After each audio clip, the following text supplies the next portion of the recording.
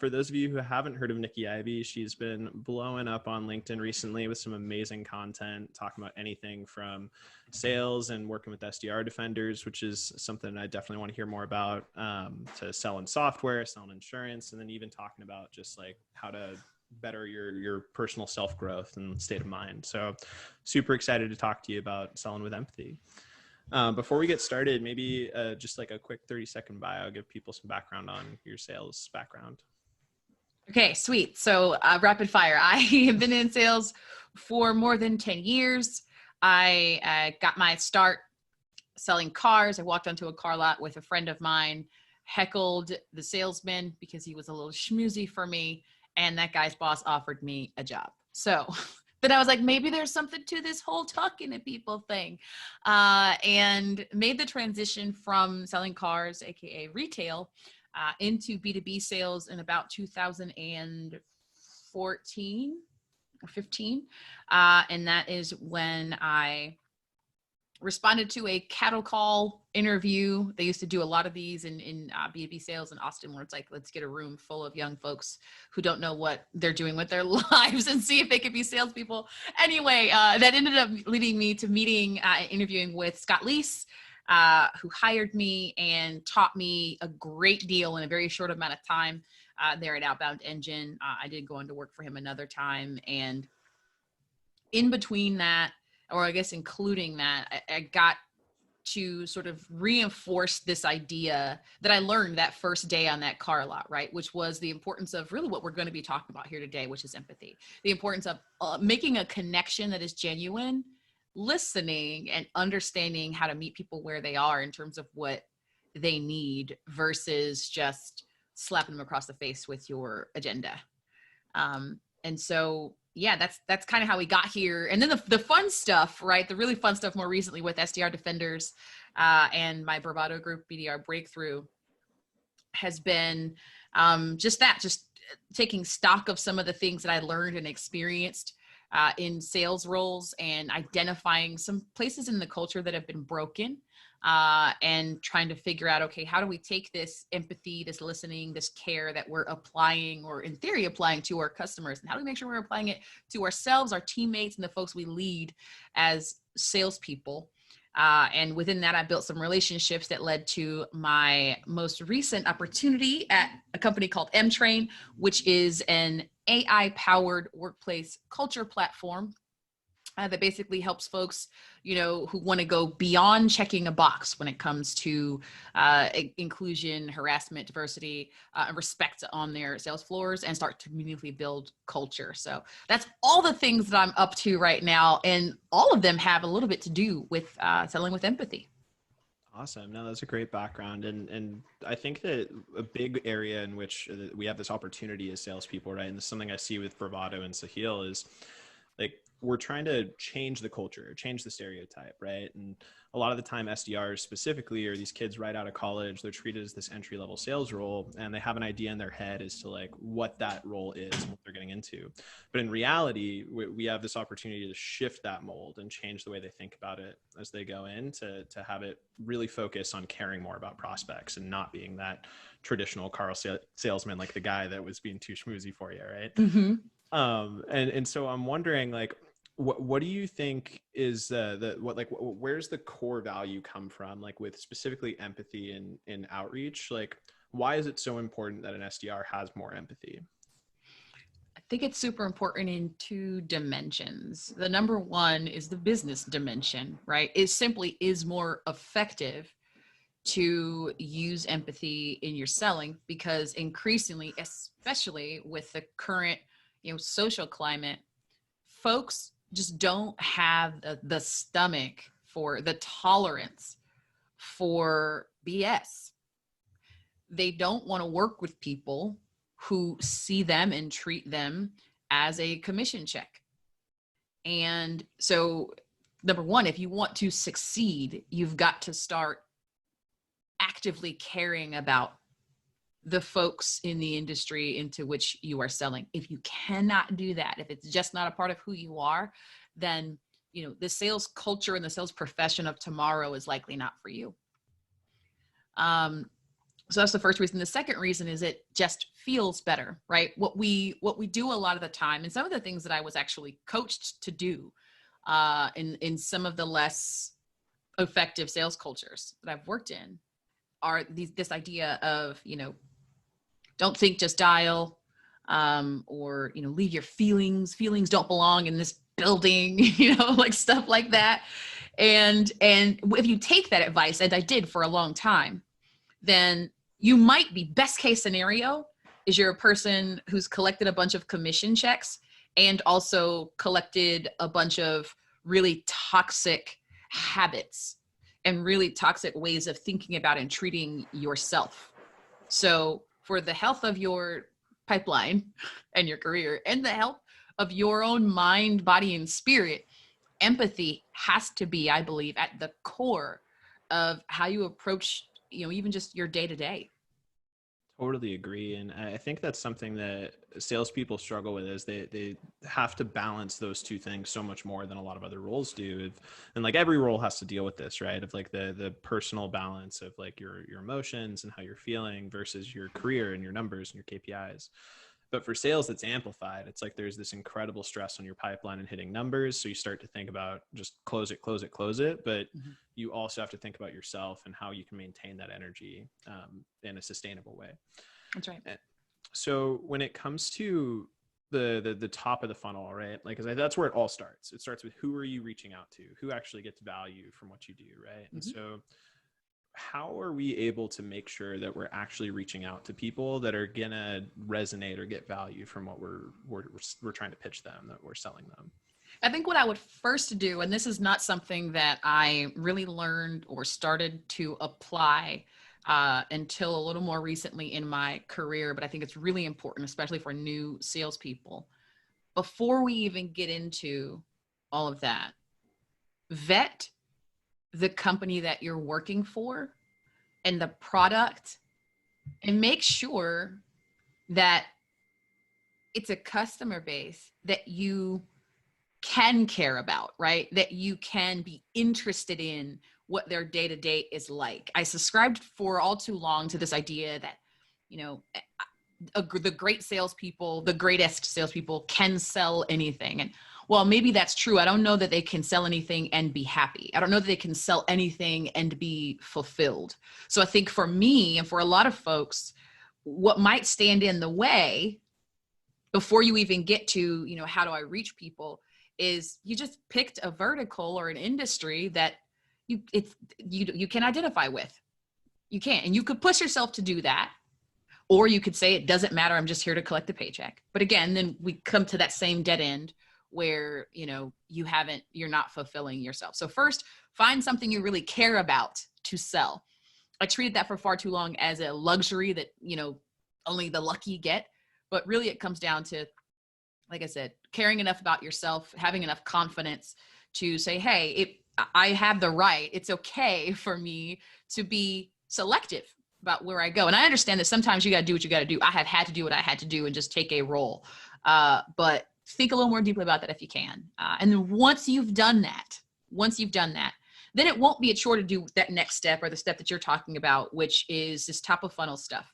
The top of funnel stuff for me always begins with, and I mean this philosophically and like in application in how I build sequences, it always begins with research. It always begins with learning as much as I can about the industry as a whole. That means even the problems that my product does not solve, but just to get a sense for what in general these people who I want to help are up against on a day-to-day, what they're excited about and happy about, as well as what they're running into as problems. I count that as top of funnel.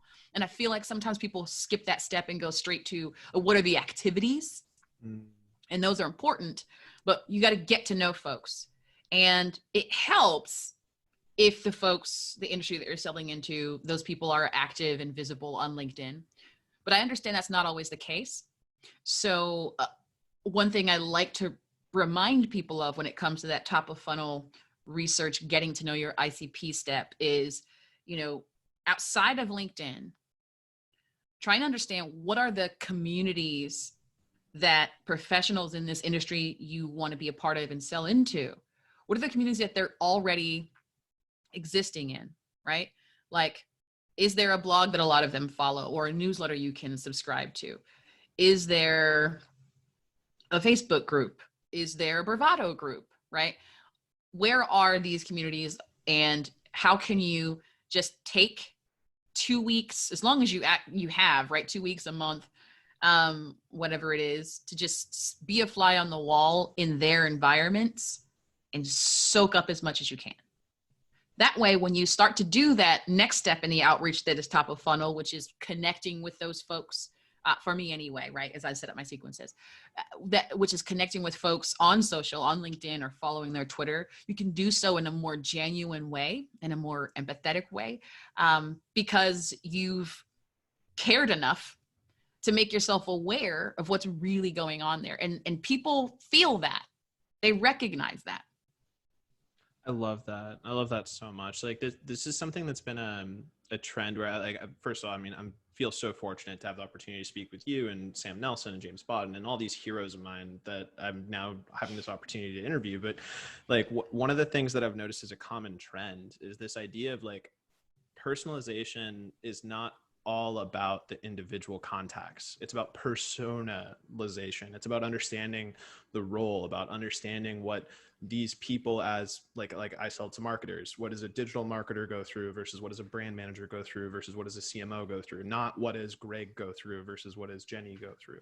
It's about zooming out and like soaking up that knowledge. And like one aspect of that is understanding the problems they go through and what your product does to solve those problems. But what you're talking about is another level deeper than that, which is how can you understand what that community is going through, what that community is doing on a day-to-day basis? How do they interact with each other? Like, how are they trying to solve problems on their own, not knowing about what you're selling to them?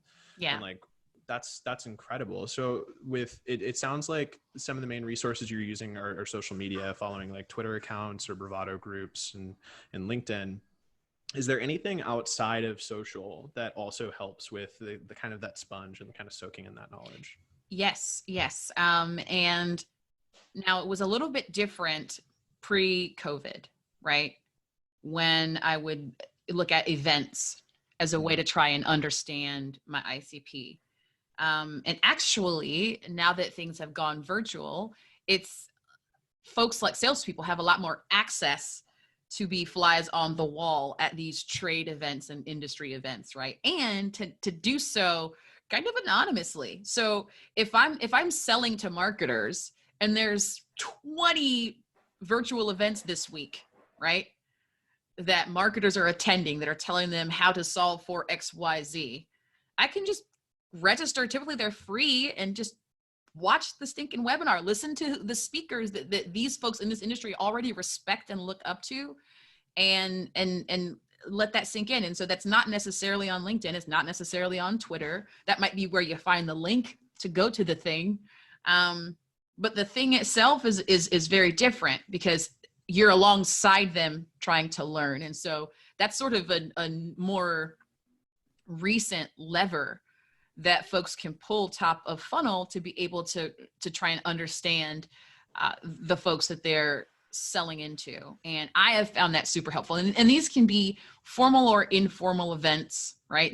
It could just be a happy hour if it's one that's big enough where you won't be noticed. Or if the person, better yet, right, if the person who is hosting this thing fits your ICP, reach out directly and say, hey, I'm trying to learn everything I can about these folks because I'm helping folks solve for XYZ, but I know that I don't know everything. Is it okay if I sit in on this?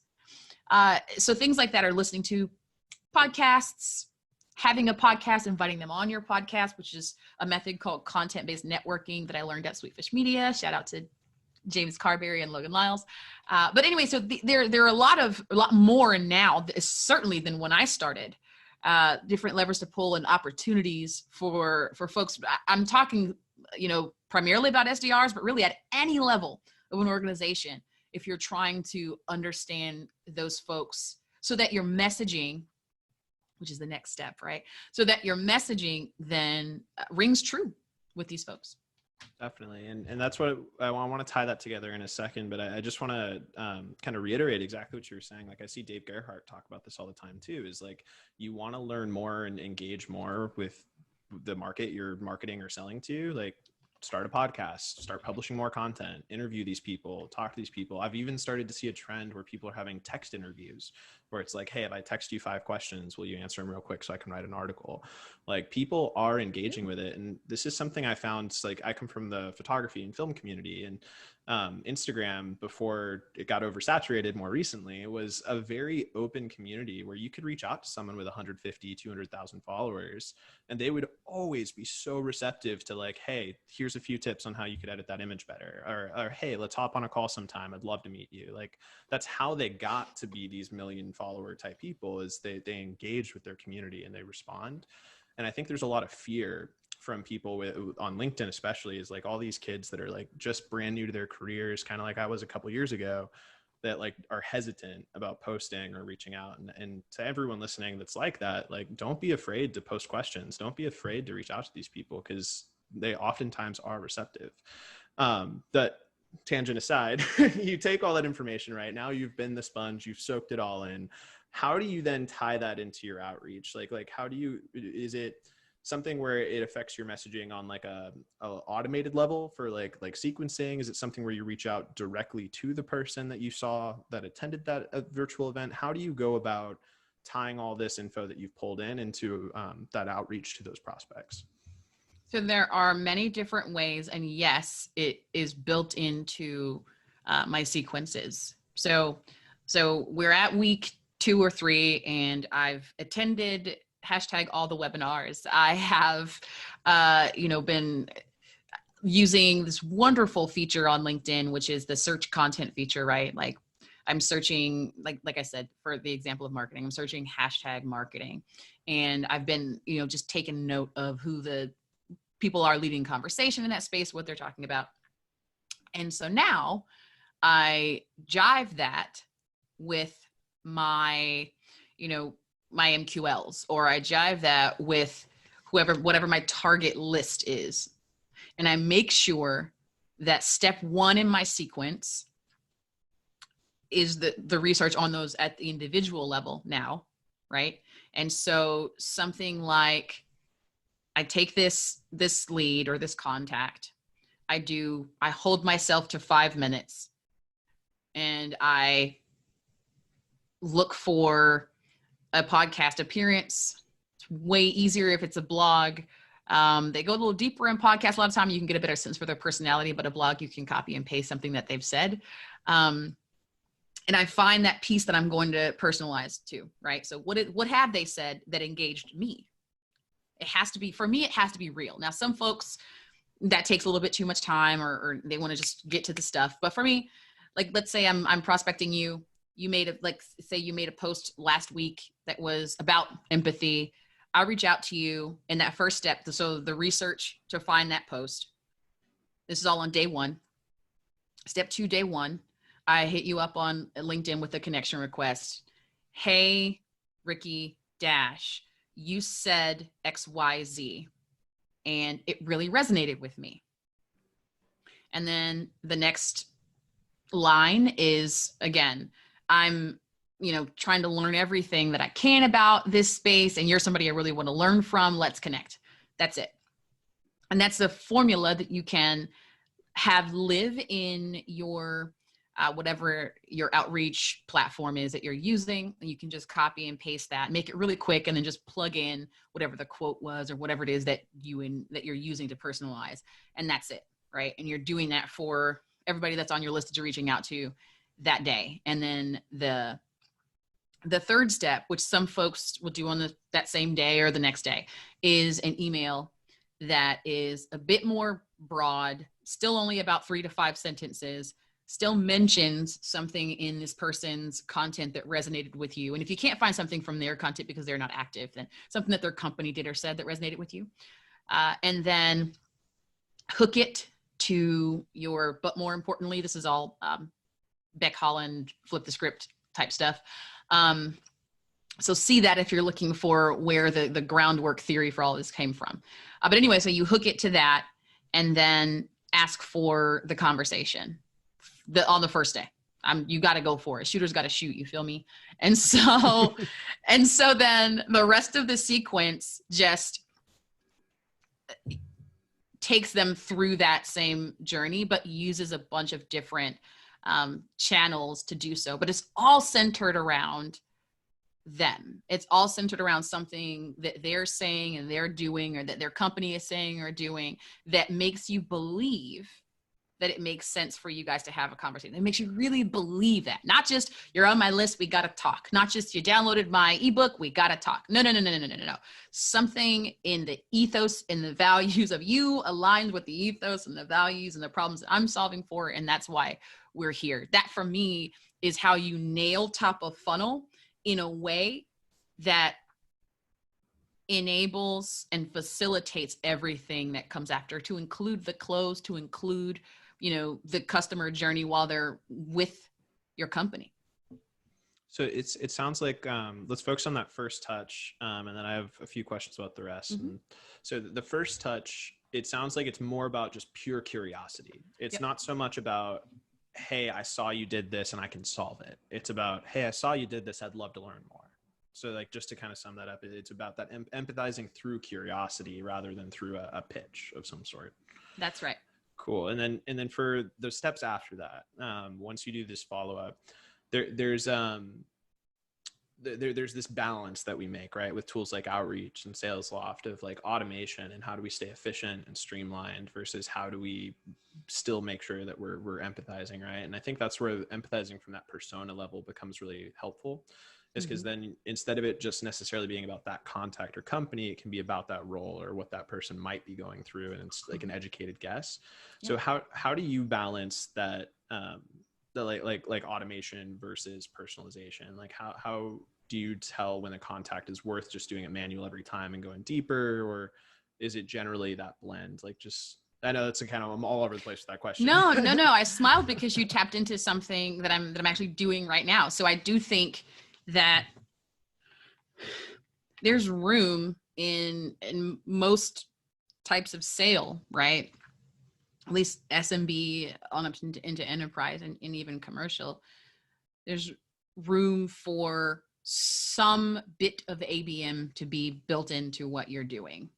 And what you are talking about is, how do you treat folks who are just, they fit your ICP differently from you treat folks who fit your ICP and are your dream prospects. So your dream prospects are the ones who are going to get, if it's me doing it, as much personalized outreach and content as possible, right? Interaction, I should say, as possible.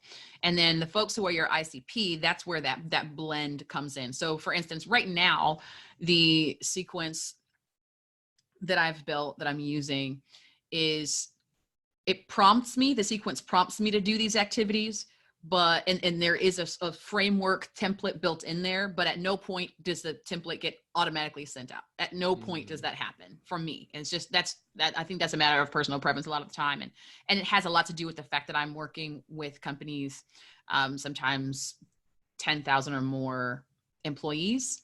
And so there's just not a high volume of those. And so I'm able to do it. But if we're talking about transactional or just a high volume SMB situation, then yes, I think that there's room for your first email to be this hyper personalized one, just the way that I laid out, right? And it's not going to be as difficult if you've done these steps that I've talked about. And then in like saying a 22-day sequence, your second or third email, right? So between day 6 and day 10, right? There's room for an automated email to go out. But this automated email, the template of that can still be built because of this persona thing that you're talking about, can still be built to read, okay, this person still knows me or knows what I'm up against. So something like, again, if we're talking about marketers, it could be where you've got an article that isn't your own company's internal resource, right? It's not your marketing stuff. It's an article on like Forbes or HBR, whatever it is, that speaks to the concerns of the folks that you sell into, that you've embedded into this email with this template, right? And it's some variation of the saw this and thought of you type email, right? I think that's so important because I've done both, right? Like I currently am selling to, similar to you, like these super high level, like you need to be that level personalized because like they're getting 1,000 times the amount of emails another contact might be. But I've also worked in the SMB sector with like auto shops and dealerships, right? And that's very different. That's like basically hammering your head at a phone 100 times a day and hoping that someone picks up. And for that type of work, it's really easy for salespeople like myself, even at times, to fall into this trap of I'm not doing a cognitive job anymore. It's a mechanical job. And Right. that's where you lose that empathy, right? And it starts to just be about hammer the phone until someone's willing to take the meeting, until that person's willing to pay. But in reality, it's still not that. You still have to do this zoomed out, like understand the persona, understand the industry, and then use that. And like you still are going to be a volume based gig. It is for sure. Like your sequences might be more automated so you can hit higher numbers. You might be doing more dials a day.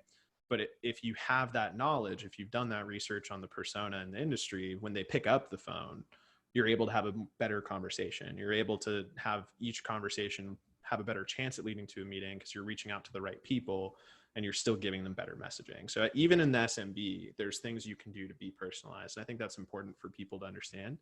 I have one more question for you, just kind of circling back to towards the beginning of our conversation. You talked about something that I value a lot, which is before you get into even taking the job, making sure that you're going to take a job with a company that you believe in, that you can follow that mission statement and actually care about it. And that makes it so much easier as a salesperson to actually care about what you sell and to be able to empathize, right? And right now we're in a pretty tough job market. And so I'm wondering for people that are less fortunate of being able to find that perfect gig and they just kind of need to get by for now, do you have any tips around like what still might be a red flag for like maybe the product's not that interesting and you don't care about it as much, but like that still might be a job worth taking versus a job that like you probably want to pay attention to these couple of red flags and maybe try to avoid it?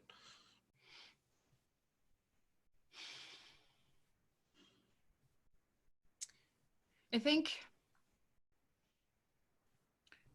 a question I like to ask is around how the role that I'm applying for became available. I think there's a lot to learn from that because one thing you're going to learn is how do these leaders talk about folks who they once believed in because they hired them, presumably, right? So are they going to throw that person under the bus and say, I've had this happen. I promise you I had this happen and I should have ran the other direction, but I did not. I asked, how did this role become available? And the dude was like, they'd fired a bunch of folks, right? We fired all of the lazy, poor performers is what he said. All of the people were lazy and poor performers? Okay. So of the remaining folks, what percentage of those folks are on track to hit quota? A very low percentage was his answer. And again, I should have darted. But I was still like, first of all, like we talked about, right? Sometimes you just got to do what you got to do. I was in a position where I needed a job and I was in this mind frame of just finding the positive and putting all the onus on myself, well, Nikki, either you can do this or you can't, right? What are you not willing and able to do to feed your family? So that's why I made that decision. I made peace with that, but I don't want other folks to have to make peace with this kind of thing. So yes, ask the question first, how did the role become available? And then listen very carefully again to how they speak about people that are on the team. Answers that are acceptable are things like, obviously things outside the company's control, right? This person moved on, they moved at a state, or, they committed some actual thing that meant that they needed to have been terminated, or, they weren't a fit. They weren't a fit. They had these parameters that they were supposed to reach within their RAM time and they didn't get there, whatever it is. But make sure that you're asking that question and thinking about whether or not these people are going to be able and willing to invest the time and patience in you that you're going to need to succeed. And if it doesn't sound like they did that with the folks before you, then you might want to keep looking, right? And that's like you hit on, right? You might not always be able to find a product that is sort of the stars aligned and this is both who I am and what I like to do type situation. I've been fairly lucky. But you can still, to your point, pay very close attention to the culture that you're walking into and to the care that you're walking into in terms of how the leaders might treat you. So I would do that first. I would research them on LinkedIn, see how they talk about people in your role in general. Like if there's a VP of sales that's constantly trashing SDRs and their outreach, nah, fam, like it's not for you. It's not worth it. But yeah, totally. That's what I would do.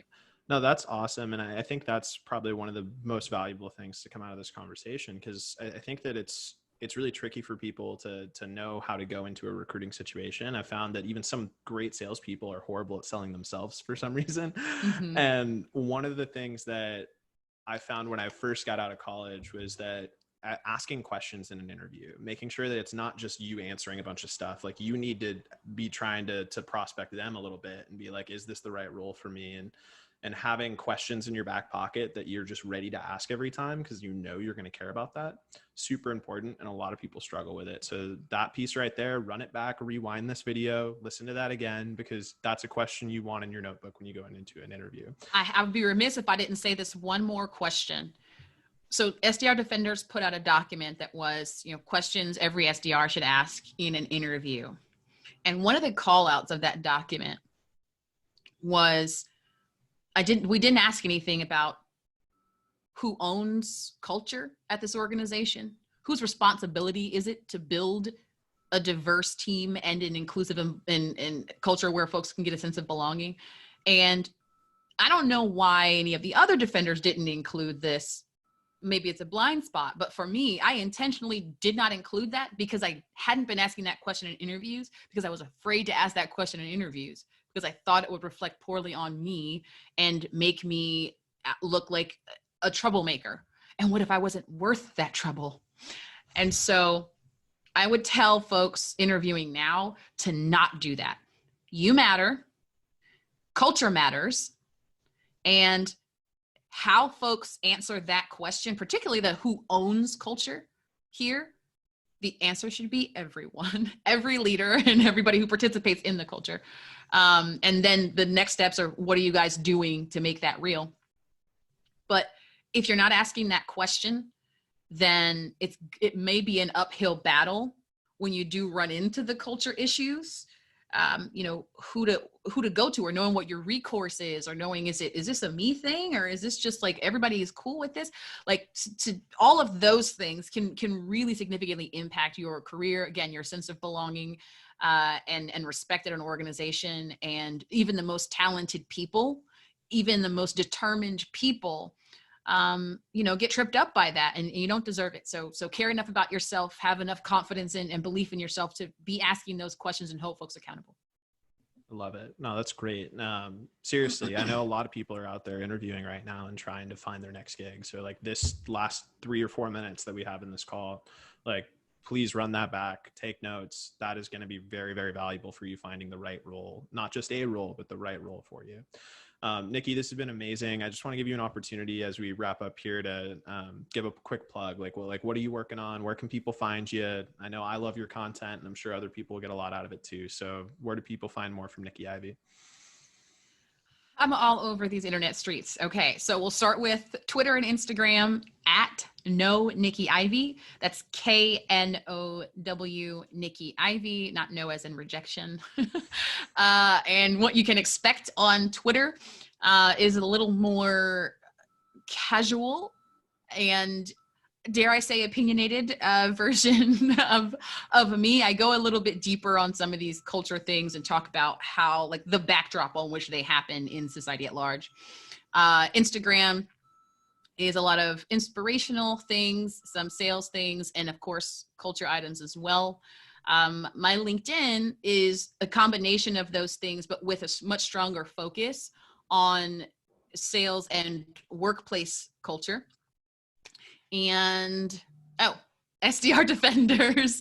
SDR Defenders, we have a hotline.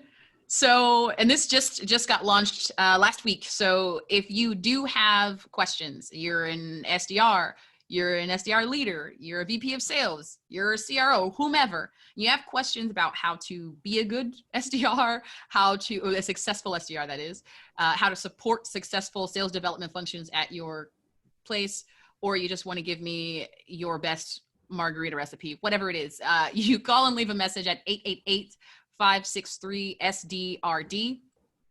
And myself or one of the other defenders will reach back out to you on whatever channel you designate for us, and try and be helpful. And we thought about this because I know a lot of folks who do have questions find that, you know, the Slack community that they're in is kind of crowded and hard to follow along with who's asking what question and who's answering. Your favorite influencer or thought leader, they likely will have a long time or a tough time, if at all, getting to your question in their LinkedIn inbox, and email, forget about it. So we were like, how do we provide a direct line from the people we want to help to ourselves? And that's the latest from SDR Defenders. Our website is under an overhaul. It's going to be great, but for now, that's the best way to get a hold of us. And if you're just interested in purely my content and the LinkedIn algorithm is not feeding it to you, because for whatever reason, then my BDR breakthrough group on Bravado is the best way. And I've got some really fun, exclusive to that platform content planned for the coming months. So I would love it if you would join me there. Yeah, shout out Bravado too. We got to get Sahil on here at some point. So shout out Sahil. Let's find some time. Thank you so much, Nikki. I really appreciate it. We'll